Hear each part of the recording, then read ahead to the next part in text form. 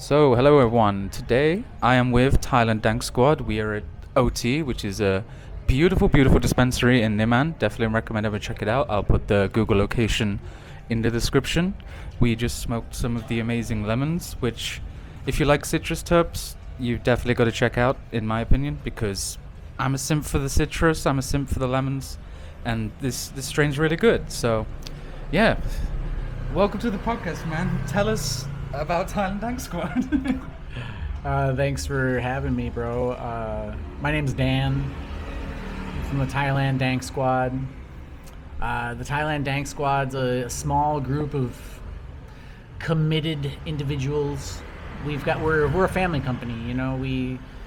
My girlfriend, we have a wonderful woman that we know from the north, and she's our admin.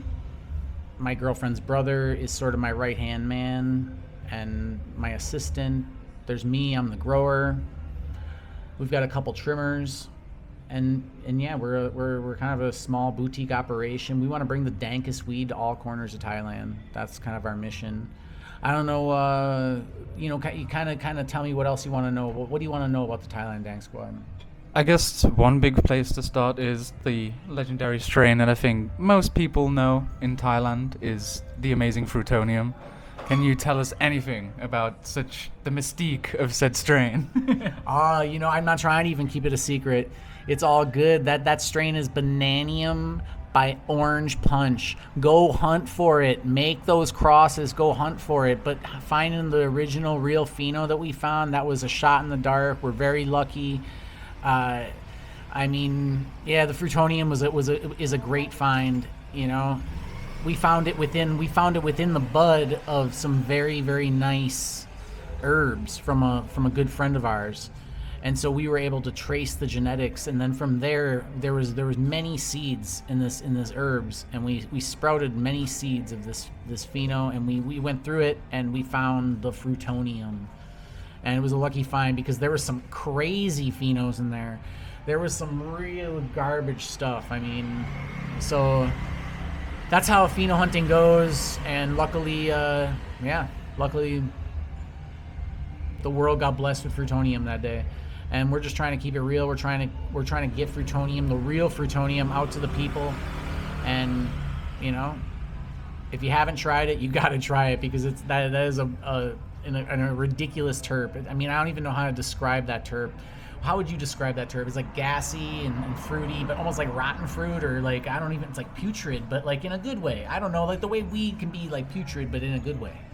Yeah, there was the big hype with like the GMO strains back in the day, and all of my friends used to talk about, oh, I love this putrid, dank, stinky weed, and I was like, what do you mean? That doesn't sound good. And then, as I was telling Dan earlier, like, I think the day I landed in Thailand, the first weed I picked up was 2 grams of Frutonium from Flying Tiger. And I finally understood more what people were fucking on about. It makes so much more sense now. And yeah, like you said, it's putrid, but not in any kind of gross way. And with the banana fruity kind of to gas mix, it's a very, very unique terp profile. Everyone just come check it out, please, because it's fucking good.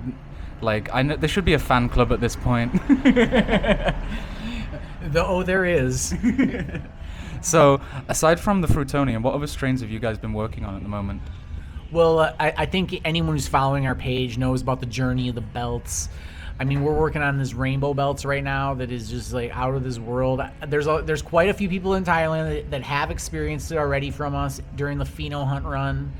But the real thing in its most glorious form is coming to Thailand the second week of September. The real Z-Terp, my friends. It's the real Z-Terp. I just cannot speak highly enough of this terp. It's oily, it's gassy, it's sweet. It's that Skittles terp. So get ready.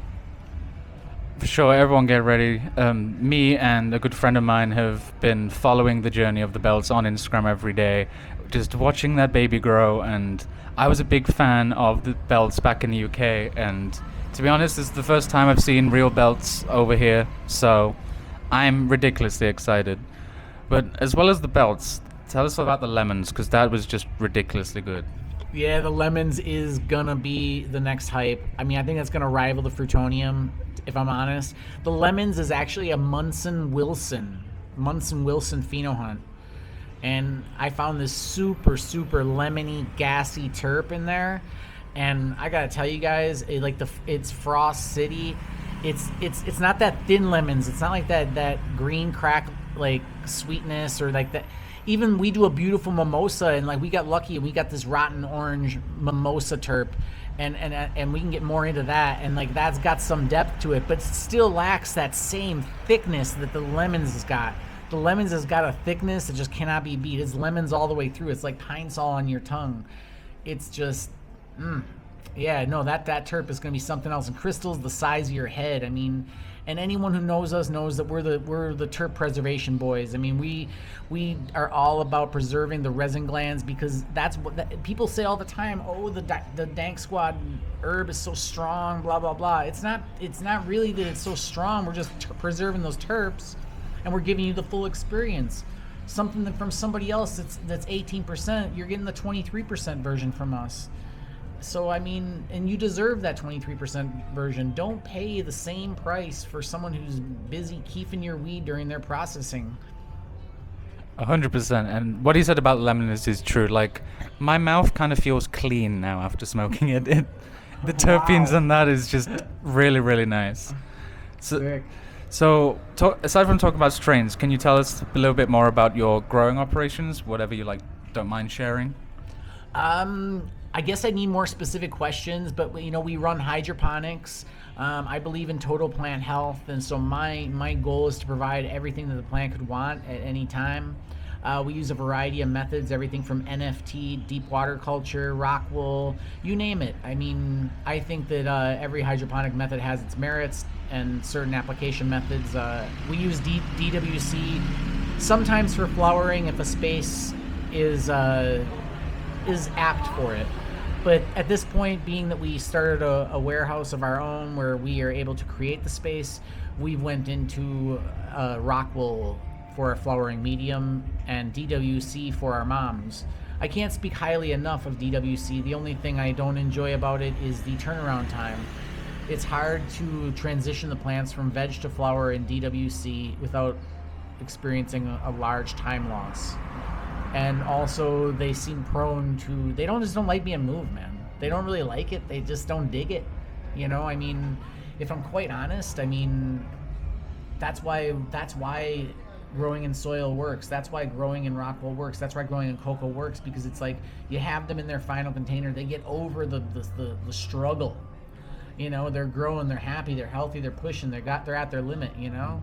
And DWC is just an amazing method of growing, and I can't speak highly enough of it. I think that it's such an efficient method of growing anything, and I think that, you know, in the course of time, the world will grow a significant amount of produce in that method, because that and NFT are probably the smartest ways to produce large amounts of produce at reasonable prices so people can eat. Yeah. You know, we're not going to face food shortages if we just simply smarten up.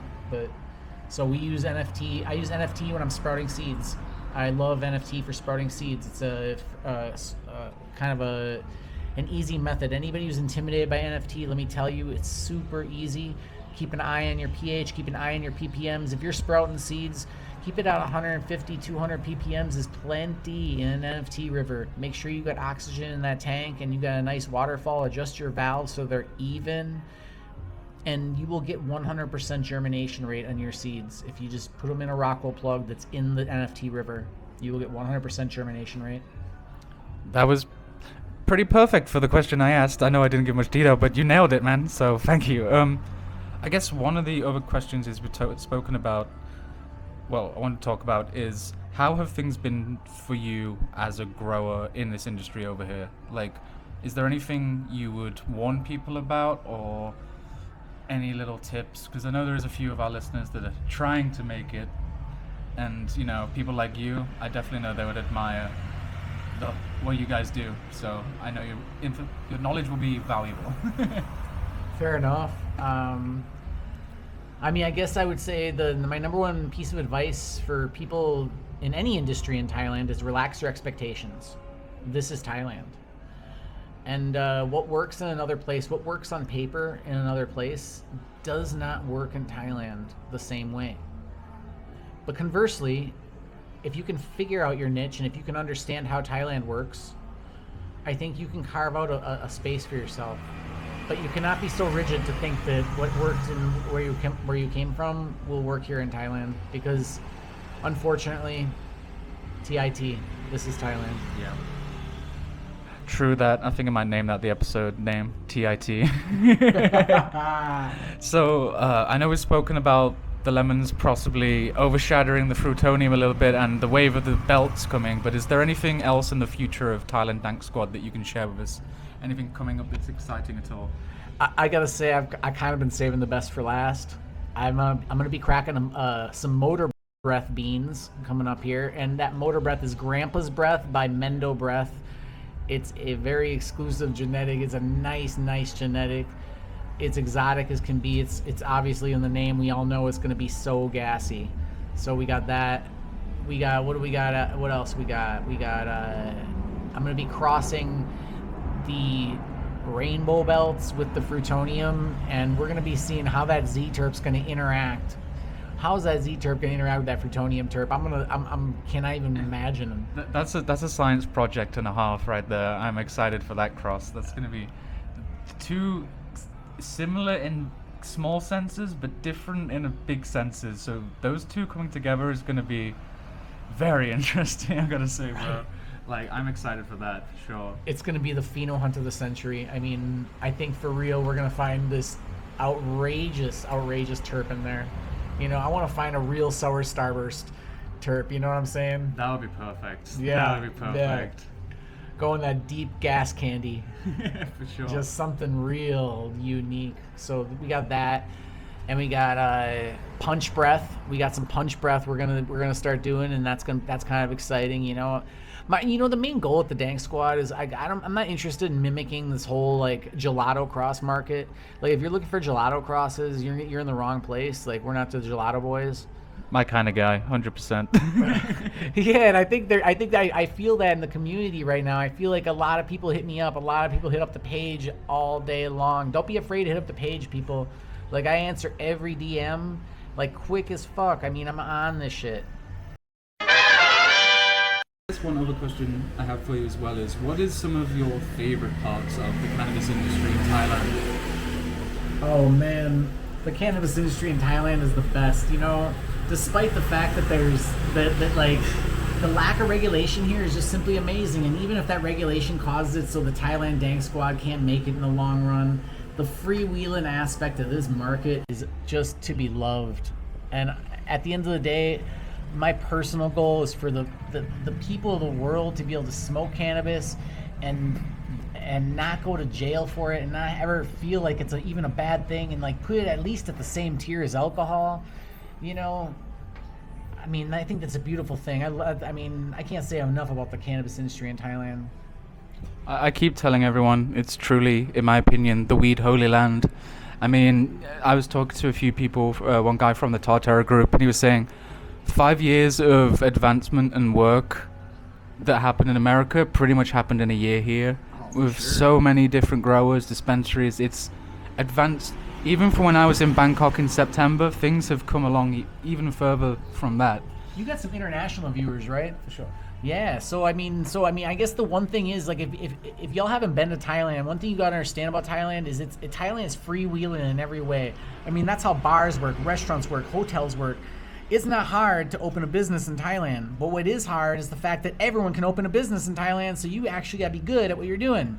Just because you got a lot of money in Thailand doesn't mean you're gonna have a successful business. And this is a lesson that a lot of people gotta learn, because in the West, you have a lot of money, you got a lot of advantage, and so like you sort of have an inherent amount of success guaranteed to you if you pick a decent location. In Thailand, not so much. So that's kind of again, that's the cautionary tale coming over here to participate in the cannabis game. And you know, that's also what I love about the cannabis game here, is the fact that everyone who wants to open a shop can. And for real, you can tell them, You can tell them there is a shop every 50 meters. And anywhere where there's even a minor amount of tourists, and where there's not, they're still very plentiful. Yeah, talking about Flying Tiger earlier, you go there, the next door to the left is a dispensary, and the next door to that dispensary is another dispensary. Then across the road to the right is another dispensary. Yes, there are 4 literally almost touching. Yeah. Yeah. Yeah, any of the heavy tourist areas. I mean, for example, I was And across from that is 3 other dispensaries. Yeah, Taipei Gate is so heavily dense with dispensaries. It's a little bit oversaturated in my opinion. I mean, one example I gave to someone in the Chiang Mai expat group is they wanted to make a coffee shop in Chiang Mai. My opinion of that was you might as well be trying to sell snow in Alaska, because dispensaries and coffee shops, they're on the same fluctuation. They're fucking everywhere and everyone is trying to do it.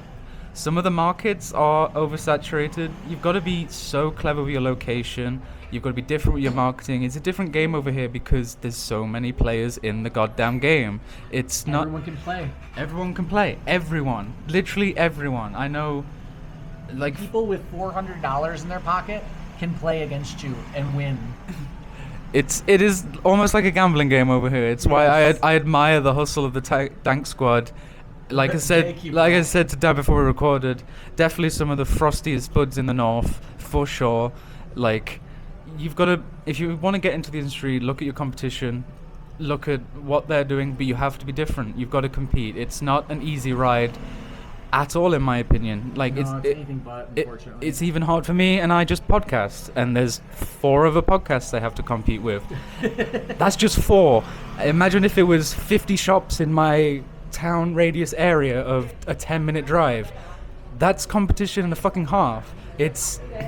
You might as well call them Starbucks at this point. They're almost on every goddamn corner. That's true. Yeah, I mean, yeah. I think we're going to see the culling of the herd soon, though, and, you know, and things consolidate and groups are formed, and, you know, that's how the bar industry works here. You know, there's a lot of bars that sort of operate in this freewheeling aspect, and there's a lot of common ownership between a lot of these bars. But I think Thailand at its essence is sort of just freewheeling, so things aren't as serious here, and the way the dispensaries are back in the U.S., for instance. I come from California. I'm Santa Cruz about 15 years before Thailand. I came to Thailand 4 years ago. I'm not fresh off the boat into Thailand. I do speak Thai. Put pasa Thai dai nakapi. Better than me, and I'm the Siam simp. You just got here though. You told me not too long ago. I'm still a fresh fish. Yeah, that's all right. That's all right. You got time. But my point is, I love this country, and so like that's a big point of contention for me. Kind of watching this ganja thing blow up is like some of these companies seem like their intentions are to make a lot of money in Thailand and then like shuffle that money back to the U.S. And like I need to let everybody know that Thailand is a money in country. It's not so much a money out country. Thailand is an export country where the money comes in. Like Thailand doesn't do a lot of like money leaving the country. So, you know, be considerate of this economy and don't try to take the money out of it. You know, and be invested in being in Thailand. Don't just come over here to try to make a fast buck. I mean, people can see right through that, man, and that's not the right vibe. Like if you want to be here because you love Thailand and like this is a place you can call home, then that's great. But if you're coming here to make a fast buck, please leave. I think as well, though, those kind of people are weeding themselves out already. There's a few people like that here, and I can't see them in here next year, in my opinion, because everybody talks. A lot of people know each other. It's very obvious when you're coming over here to make a fast buck, like ridiculously obvious. There's a lot of opportunists, but again, that's not how Thailand works. Like Dan said, it's a money in country. A lot of people, because they see, oh, Thailand's the #1 Buddhist country in the world, they have all these freedoms. But Thailand is pretty nationalist. They care about their people, they care about their economy. At the end of the day, if Thailand knows they can make money off you, that's pretty much the game here. Yes. Yeah, Thailand is an amazing country, and I encourage everyone to come visit it. Yeah, everyone should come visit. I know there's a bunch of my friends from England coming up soon, and in my opinion, Spain is a good country, Amsterdam is a good country, but you Brits and Europeans are slacking on coming over to Thailand because in my opinion, nowhere else in the world can actually compare to what's going on over here. Thailand is the human experience manifesting itself at the end of the day. Thailand is a special place where you can truly see the human experience happening. This is true freedom. Thailand is true freedom in almost every essence of the word. The only real rule that exists in Thailand is don't be a dick. Don't cause harm to the people around you. Be a good person. And if you're doing that, you'll never have problems for real here. For sure. And sorry, I'm going to semi-almost cut this short, but I just realized that my memory's going low. But I have a few more minutes left, so before I do that, I want to promote you pretty well. Where can people find you? Where's the best place to contact you? All that jazz. Well, if you're looking for like that sample style, or you want to like check out like, oh, what's the Dank Squad all about? I want to check out a gram or something like that, a couple grams. Go on down to the OT in Chiang Mai. In Bangkok, go to the Grass House on Soi 11. The OT's in Niman area in Chiang Mai. I mean, if you're from Chiang Mai, you definitely know the OT. OT is the chillest place around. It's got a great lounge. The OT's the shit. And the Grass House is like a high-end store in Bangkok. We're available at sporadic stores in Bangkok. Watch our Instagram. Follow us on Instagram, Thailand_Dank_Squad. That's where you can find out all about us. So if you watch our stories, you're gonna know what's going on with us, what's dropping, where we're headed, what we're doing, what we're all about. Come follow us, fam. Be part of the squad. And even if you guys are way too lazy to even type that out yourself, I will put the first link in the description, because I love Dan, I love their strains. Like I'm still stood here being like, that Lemuns was way too goddamn good. So I'm excited for when the bells comes, because it's kind of hype from here now. So yeah, thank you, Dan, for coming on the podcast, and I know we'll definitely do some more stuff soon. And yeah, everyone check out the OT, everyone check out Thailand Dank Squad, and thank you for listening. Appreciate you, bro.